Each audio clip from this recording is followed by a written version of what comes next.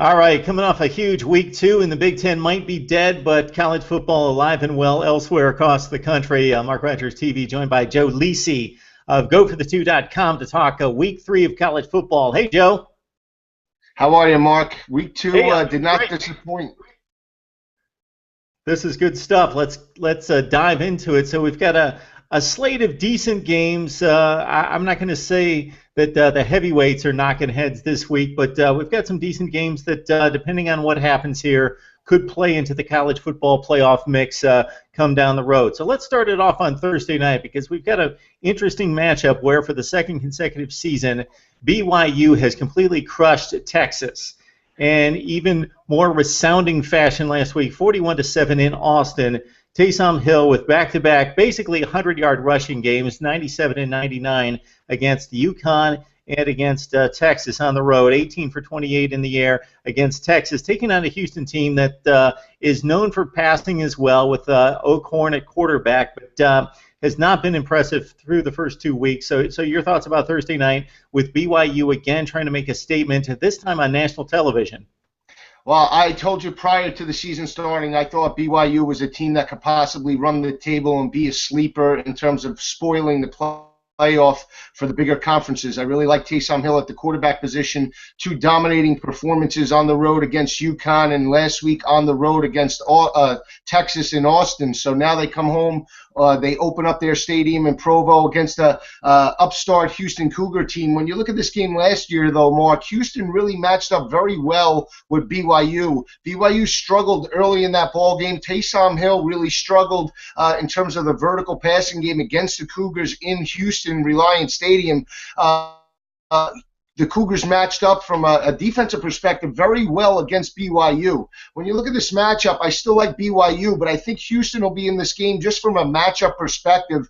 2 back-to-back road games for BYU. Now they travel back home. They've been doing a lot of traveling, and Houston, from that game last year, really does match up on the defensive side of the ball very well. I think BYU gets the victory, but I think it's a little bit closer than people think. Okay, we've got East Carolina and Virginia Tech. We both loved the Pirates last week. I like South Carolina to win the game, but ran with that 16 points in East Carolina. Shane Carden back at it after a decent game with Justin Hardy at wide receiver for the Pirates, taking on, again, Virginia Tech coming off possibly the biggest program win in quite some time and in Blacksburg. And what we saw out of Virginia Tech was an aggressive defense because they've got those two cornerbacks who are exceptional on both islands, and then they can come right at the quarterback. They can load the box. They can sell out on the run, rush the quarterback, and J.T. Barrett had all sorts of trouble in the Ohio State offensive line. The guy that really impressed me in that Virginia Tech win in Columbus was Michael Brewer at quarterback. The numbers weren't scintillating, but against one of the top defensive lines in the country, he really picked on the secondary and threw some beautiful balls out there when he needed to in the clutch. I agree with you. When we broke down this game last week, Virginia Tech and Ohio State, I told you I thought that the Hokies were a better team with Michael Brewer at the helm than Logan Thomas was over the last couple of years due to Logan Thomas's inconsistency in the vertical passing game. The Hokies more of a blue-collar attack now, sort of know what they are offensively with Michael Brewer at the helm. I really like what Michael Brewer did last week on third down conversions, put his team in a position to score points early in the first half, really made some good plays in the pocket, evading the rush of Ohio State. When you talk about methodical, he was 23 of 36, 199, 2 touchdowns, 2 INTs. But it was his play in the first half that really gave the Hokies the 21-7 lead and put a lot of pressure on that Ohio State offense and J.T. Barrett. And when you look at what Bud Foster and that defense were able to do, confusing the redshirt freshman, veteran defensive coordinator Bud Foster, and a solid secondary, I like what Virginia Tech has. When you look at this matchup with East Carolina, back-to-back road games for the Pirates, we spoke about East Carolina's performance prior to South Carolina, that South Carolina had some issues in the secondary, very young defense. Shane Carden, Justin Hardy exploited that, but in the end, the O-line and Mike Davis wore down East Carolina for the 10-point victory. Va Tech is 10-1 over East Carolina. I like Virginia Tech in this matchup. I like what Michael Brewer brings to the table, and I like the mentality of the defense. I think Virginia Tech runs away with this matchup on Saturday. Okay, Joe, we saw Central Florida in that opening matchup on Saturday morning in Ireland against Penn State. I watched that thing gun to gun. Central Florida looked like the better football team in the first quarter. Penn State could do nothing on offense. The Central Florida defense controlled the line of scrimmage, and the offensive front gave plenty of protection to Davino, the quarterback, that originally won the job. But they may have found a quarterback in a losing effort in the second half in Justin Holman, the kid that backed up Blake Bortles, who was the front runner for the starting job, somehow lost it. But this kid has exceptional skills, bigger kid, bigger framed kid, tougher to bring down, more of an athlete, stronger arm, threw for 204 yards, had a rushing touchdown and a passing touchdown, threw or ran in what could have been the lead score and was the lead score against Penn State, but the defense couldn't hold it. So Central Florida may have found their leader for 2014. They go to Mizzou. I saw Missouri in the first half against Toledo. They gave up a ton of rushing yardage early in the game, but the defense played much better in the second half. Matty Mock now with 8 touchdown passes in the first 2 games. So we've got a sneaky good matchup here, Joe, in Central Florida going to Missouri. I think Central Florida is a possible upset special there with on the road in Columbia, just for the fact of they haven't played Mark since opening day against Penn State in Ireland. So you give George O'Leary 2 weeks to prepare for Missouri. He's going to come up with a game plan defensively, and I like the athletic talent on the offensive side of the ball for Central Florida. When you look at Missouri over the last couple of weeks, they struggled in their home opener, really didn't get going until the second half, picking up victory 2 weeks ago, and then you're right, they dominated early against Toledo and dominated in the second half. But Toledo did lose their quarterback, like we just stated, Philip Eli. He went down with an ACL injury. I like Missouri, but I still think that UCF can challenge them on the road in Columbia. I like O'Leary as a head coach, and I like the offensive talent, and I think they give on Saturday. A lot of talk in the first 2 weeks about what teams are really impressing the College Football Playoff Committee at this point. People talking about Georgia, talking about USC, talking about some other teams, everybody pretty much outside the Big Ten at this point. But one team that's not being talked about that much, Joe, is Louisville. Louisville on opening night, on that Monday night against Miami, looked dominant on defense. The defensive front manhandled Miami, and Will Gardner did what he had to do, and now he's 33 for 50 in his first 2 games. And again, I was really impressed with Louisville locking down on a lot of speed at Miami at wide receiver and dominating up front on defense. So we've got the Cardinals going to Virginia, where the Cavaliers are still trying to find a quarterback. This game is a little tricky because you're right about Louisville. Todd Grantham, the defensive coordinator from Georgia, came over this past offseason and took over the roles, and you're right. They have a dominating performance defensively against Kaya, the freshman for Miami. Opening week really shut down the Miami Hurricanes offense in the second half and Duke Johnson in that ball game, and then they backed it up with a dominant home victory last week. But the one thing that I am concerned about with this Louisville team is Devontae Parker, their big play wide receiver, still out for another 6 to 8 weeks. He's the guy that really stretches the defense and when puts a lot of pressure on defenses because with Parker in the lineup, they have Eli Rogers and himself really put a lot of stress on secondaries in the vertical passing game. I agree Will Gardner is playing well within the system, but Virginia's a very underrated defense. They have a veteran secondary that's very strong with juniors and seniors, and that defensive line really impressed me, Mark. Opening week against a solid UCLA offensive line, the way they were able to create pressure on Brett Hundley. I like Virginia in this matchup to give Louisville some problems. I think they pull out the victory just because of that defensive line. I think a lot of people are underestimating the defense for Virginia, and Mike London's on the hot seat. I think he gives Louisville all they can handle on Saturday. Yeah, I could definitely see that based on the way the Cavaliers played against UCLA. Definitely just offensive mistakes led to the UCLA touchdowns directly, and the Virginia Cavaliers played rather well in that one.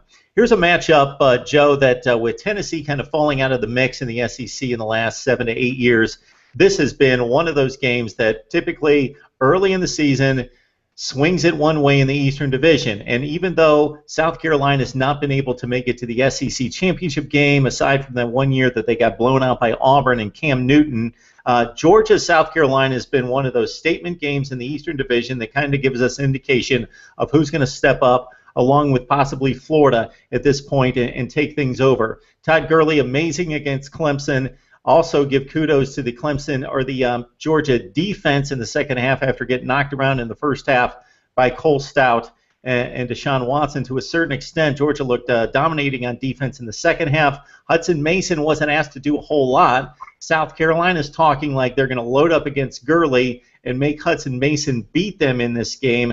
And on the South Carolina side, they went up against Shane Carton last week, lesser athletes than what they had to face against Texas A&M when they got completely torched by Kenny Hill, but still issues in the secondary at South Carolina, and maybe Hudson Mason is going to have a field day and possibly a coming-out party in this one.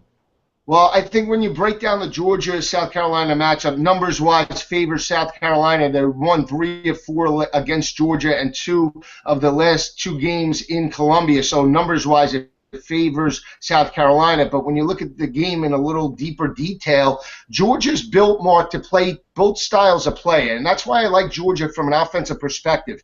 They can ground and pound with their offensive line and their running backs of Gurley, Marshall, Sonny Michel, Nick Chubb, and Brendan Douglas, and they could also spread you out with Hudson Mason and those wideouts, Michael Bennett, Chris Conley, Jay Rome at the tight end position, and Alexander, the young freshman. They have the ability to play both styles of play, so I really think that the game favors Georgia from an offensive perspective. Couple that with the fact that they've had a week off to prepare, not only offensively and Mike Bobo, the offensive coordinator, but Jeremy Pruitt from a defensive perspective, and I think that that gives the edge for Georgia heading into this matchup. I still don't like what I see defensively by the Gamecocks. They gave up over 400 yards of total offense to East Carolina and really struggled again in the secondary against Shane Carton. I like Georgia to run away with this game. Yeah, let's keep it in the SEC Eastern Division because we've got a couple teams that we just mentioned in Tennessee and now Kentucky in the next 2 matchups where they've recruited extremely well, top 20 classes in the last 2 years, but they're definitely behind the big 3 in that division. Looking at Kentucky, they're taking on Florida. Kentucky with 2 cupcake wins to start the season. Patrick Tolles at quarterback, a run-pass threat with the Wildcats. Jeff Driscoll, good to see him back after like a year off. It was like game 3 that he got hurt against Tennessee with a broken leg, came back strong against Eastern Michigan, 31 of 45. The Florida defense is extremely strong, and the Gators have dominated this series over Kentucky. So the Wildcats go to the Swamp this week, Joe. I like Kentucky in this matchup, Mark. I'm still not sold on Florida from an offensive perspective. It was their first game last week with Eastern Michigan. I know they dominated that ball game. But when you look at Florida from an offensive perspective, new head offensive coordinator Kurt Roper comes over from Duke. I like Stoops and what he's building at Kentucky right now. I like their physicality on defense, and I know they don't have top 5 talent on the offense and defensive lines, but I think from a scheme perspective, Kentucky could give Driscoll and that offense some issues. I think Florida wins, but I think it's very, very close. Talking about possibly a 7 to 10 point ball game. I think Kentucky's in it from start to finish. I watched them play at home against Ohio with Frank Solich and the Ohio there on Saturday, and I like. Yeah, Bobcats. It's a little late. I apologize. But I like the way Kentucky played at home last week, and from an offensive line perspective, I think on the road in the Swamp, I think they give Florida all they can handle on Saturday. Hey, Joe, there are probably going to be closer games this week, and definitely that Georgia-South Carolina game much more important being inside the SEC. But I think it's an intriguing matchup talking about Tennessee going to Oklahoma. The Vols looked extremely impressive on that opening Sunday night against Utah State and Chucky Keaton. Oklahoma, preseason top 5 team, coming off the remarkable Sugar Bowl performance and then not playing anyone the first 2 weeks in Louisiana Tech and Tulsa to give us a barometer at this point. The test for me here is Justin Worley and a new offensive line with 2 inexperienced tackles taking on Charles Tapper and Eric Stryker at the defensive end positions for Oklahoma. So they're going to see a pass rush that we saw last season in the Sugar Bowl that's devastating at Oklahoma. So we'll see how far Tennessee's come. They're better, but are they that much better? Well, I have to agree with you. When you look at Tennessee over the last 4 years, this is the fourth straight season that they opened up 2-0. The game after they opened up 2-0 over the last 3 years, they lost. So from a numbers perspective, doesn't really favor the Volunteers, especially when they're going to Norman, Oklahoma, and facing the third-ranked Oklahoma Sooners. When you look at Tennessee as a whole, I agree with you. The X factor is Worley at the quarterback position, and then the inexperience on both sides of the offense and defensive lines. A very young team by Butch Jones impressed me at home against Utah State. They had a follow-up victory with Arkansas State last week, but now this is a different animal going up against Trevor Knight and that offensive line by Oklahoma. A.J. Johnson going to have to be all over the field from a defensive perspective, and really they're going to have to take time off the clock and rush the football with Hurd and Marlon Lane. I'm not so sure they can do it. Honestly, Mark, I think this matchup really favors Oklahoma. You're really asking a lot out of Tennessee to come to Norman and really put a lot of pressure on OU. I just don't see it this year. And playing off of what you just talked about with the rush game for Tennessee, despite scoring about 75 points total against Utah State and Arkansas State, that was mostly through the air. Worley's off to a good start. He's got 5 touchdown passes. He threw for about 275 in both of those games.